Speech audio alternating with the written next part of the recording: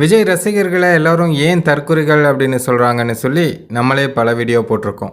சரி, ஓகே, நாளாக நாளாக அப்படியே படிப்படியாக குறைஞ்சிருவாங்க அப்படின்னு பார்த்தா இப்போ தான் இவனுங்களோட தொந்தரவு படிப்படியாக ஜாஸ்தி ஆகிட்டே போகுது.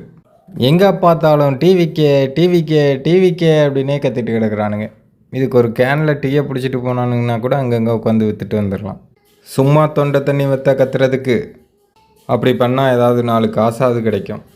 வேளாங்கண்ணியில் பக்தர்களுக்கு இடையூறாக டிவிக்கேன்னு கத்தி ஆர்ப்பாட்டம் பண்ணியிருக்குதுங்க இந்த தற்குறிகள். வேளாங்கண்ணிக்கு இவங்க அண்ணன் வரதா சொல்லியிருப்பார் போல். அப்புறம் திடீர்னு என்ன ஆச்சுன்னு தெரில, கேன்சல் பண்ணிட்டார். வேளாங்கண்ணி, நாகூர் இங்கெல்லாம் போகிறதா இருந்து தான் அதை கேன்சல் பண்ணிட்டார் போல். அவருக்கு கேன்சல் பண்ணுறது என்ன புதிய விஷயமா? பிரச்சாரத்தையே தொடர்ச்சியாக பண்ணாமல் கேன்சல் பண்ணி பண்ணிகிட்டு இருந்தார். அப்புறம் வேளாங்கண்ணிக்கு போகிறதையும் நாகூருக்கு போகிறதையும் கேன்சல் பண்ண மாட்டாரா என்ன? ஆனால் இந்த தற்குறிகளுக்கு அது தெரியாதில்ல. இவனுங்க பாட்டுக்கு அதிகாலையிலேருந்தே அண்ணன் வருவாருன்னு அங்கே காத்திருந்துருப்பானுங்க போல். அப்புறம் அண்ணன் வரல, கேன்சல் பண்ணிட்டாரு அப்படின்னு தெரிஞ்ச உடனே அங்கே விரக்தியில் கிடந்துக்கிட்டு எல்லோரும் டிவிக்கேன்னு கத்திட்டு கிடந்திருக்கானுங்க.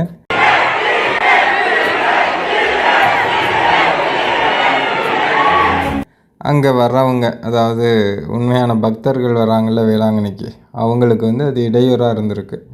அந்த சினிமா முகத்திலேருந்து தான் வெளியே தொலைங்களாண்டா அப்படின்னா கேட்க மாட்டேங்கிறானுங்க. இப்போ ஒரு படத்தை பார்க்குறானுங்க, அங்கே போய் தியேட்டருக்குள்ளே விசில் அடிக்கிறானுங்க, கத்துறானுங்க அப்படிங்கிறது வேறு. ஆனால் ஒரு கோயிலுக்கு போகும்போதோ, ஒரு சர்ச்சுக்கு போகும்போதோ, ஒரு மசூதிக்கு போகும்போதோ அங்கேயும் போய் டிவிக்கேன்னு டிவி வித்துட்டு இருந்தானுங்கன்னா இவனுங்களை என்ன சொல்கிறது?